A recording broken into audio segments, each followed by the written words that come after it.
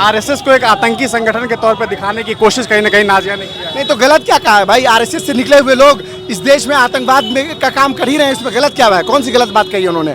आप देख लीजिए कि मालेगांव ब्लास्ट में कौन लोग थे, आप देख लीजिए कि ट्रेन ब्लास्ट में कौन लोग थे, तो आपको मालूम चल जाएगा। सब लोग जो है वो आतंकी संगठन से जुड़े हुए लोग हैं। तो उन्होंने कुछ लिखा तो गलत नहीं लिखा है, तथ्य के बेसिस पे लिखा है। अभी आपने देखा कि फांसी की सज़ा किसको हुई है, मालूम है आपको? किसको हुई है जरा मालूम कर लीजिए। किस संगठन से बिलोंग करते थे, किस ब्लास्ट के लिए उनको फांसी की सज़ा हुई है, प्रज्ञा कहाँ से बिलोंग करती हैं? तो क्या गलत लिखा गया भाई? आरएसएस के ये लोग हैं क्या? तो बता दें कि वो लोग आरएसएस के नहीं हैं। अगर आपको हमारे विचार से सहमति नहीं है तो आप संवैधानिक दायरे में उसका विरोध करें, आप पुतला दहन करें, FIR करें, जो करना है। लेकिन आप घर में घुसकर, ऑफिस में घुसकर सरकारी संपत्ति का क्षति करेंगे, ये कहीं से जो है ये जायज़ नहीं है और कहीं से इस बात को माना नहीं जाएगा। मीडिया कोई पर गलत विचार नहीं है, बिल्कुल कुछ उन्होंने कुछ भी लिखा वो गलत नहीं लिखा है। जो भी उन्होंने लिखा है वो इस देश के संवैधानिक दायरे के अंदर लिखा है और इसीलिए तमाम लोग उनके साथ खड़े हैं। शहर और जिला के अमन पसंद लोग उनके साथ खड़े हैं और हमलावरों के विरोध में खड़े हैं। आपको हमारी बात से आपत्ति थी, हमारे किसी पोस्ट से आपत्ति थी तो आप FIR करा देते। आपको जान से मारने का हक किसने दिया? आपने इस तरह का हमला करके उनको जान से मारने की कोशिश की है। जो धारा अभी लगी है FIR में, उस धारा में भी कमी है।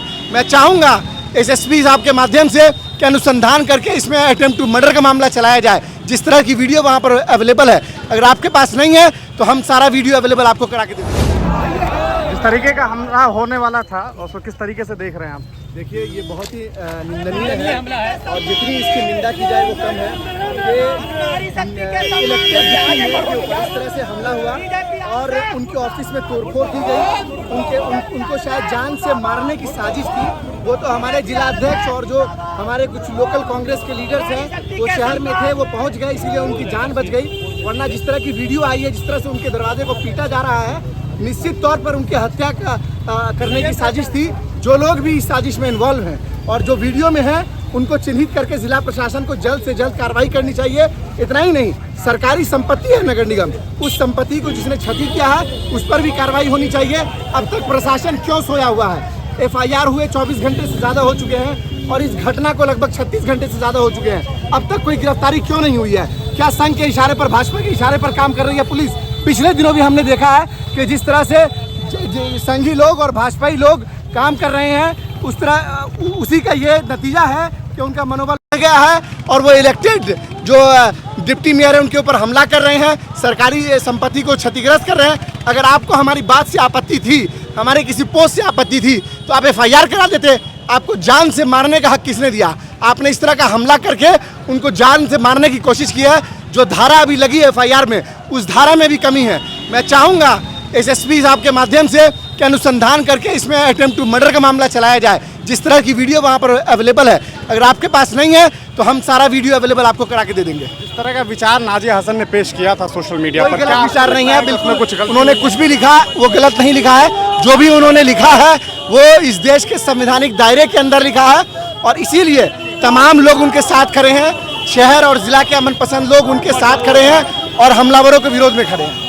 आरएसएस को एक आतंकी संगठन के तौर पर दिखाने की कोशिश कहीं ना कहीं नाजिया ने की है। नहीं तो गलत क्या कहा है भाई? आरएसएस से निकले हुए लोग इस देश में आतंकवाद का काम कर ही रहे हैं, इसमें गलत क्या है? कौन सी गलत बात कही है उन्होंने?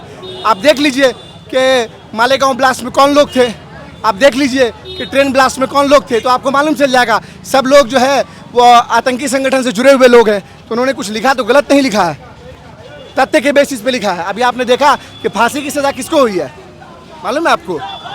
किसको हुई है जरा मालूम कर लीजिए। किस संगठन से बिलोंग करते थे, किस ब्लास्ट के लिए उनको फांसी की सज़ा हुई है, प्रज्ञा कहाँ से बिलोंग करती हैं? तो क्या गलत लिखा गया भाई? आरएसएस के ये लोग हैं क्या? तो बता दें कि वो लोग आरएसएस के नहीं हैं। अगर आपको हमारे विचार से सहमति नहीं है तो आप संवैधानिक दायरे में उसका विरोध करें, आप पुतला दहन करें, FIR करें, जो करना है। लेकिन आप घर में घुसकर, ऑफिस में घुसकर सरकारी संपत्ति का क्षति करेंगे, ये कहीं से जो है ये जायज़ नहीं है और कहीं से इस बात को माना नहीं जाएगा। एक आखिरी सवाल, क्या आपको लगता है कि नाजिया को मुसलमान होने की वजह से टारगेट किया गया? देखिए, ये बात कहना कि मुसलमान होने की वजह से टारगेट किया गया या नहीं किया गया, ये एक सब्जेक्टिव क्वेश्चन है। मैं ये कहता हूँ कि नाजिया को इस देश की बेटी होने की वजह से टारगेट किया गया है। इस देश की बेटी है वो, और उसने इतनी मजबूती के साथ अपनी बात को रखा और डट कर वो अपने ऑफिस में बैठी रही। वो संघी दलालों से डरकर भागी नहीं, इसीलिए उनको टारगेट किया जा रहा है। कोई भी व्यक्ति जो मजबूत होगा उसको भाजपा और आरएसएस उसको हिलाने की कोशिश करेगी। उनकी ये कोशिश नाकाम हुई।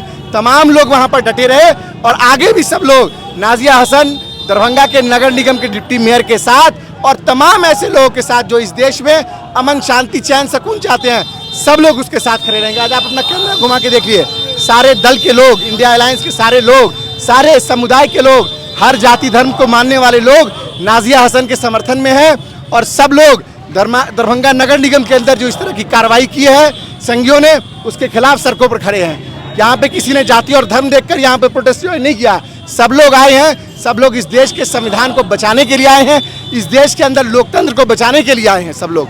और हम लोग की ये डिमांड है कि जल्द से जल्द कल्प्रिट को पकड़ा जाए, उनके ऊपर अटेम्प्ट टू मर्डर का मुकदमा कायम हो और सब लोगों को जेल भेजा जाए। नहीं होगा तो क्या करेंगे आगे फिर प्रदर्शन जारी रहेगा हम लोगों का। लोकतांत्रिक व्यवस्था के अंदर अगर सदन के अंदर हम नहीं हैं तो सड़क पे संघर्ष करना चाहिए। हम सड़क पे संघर्ष कर रहे हैं।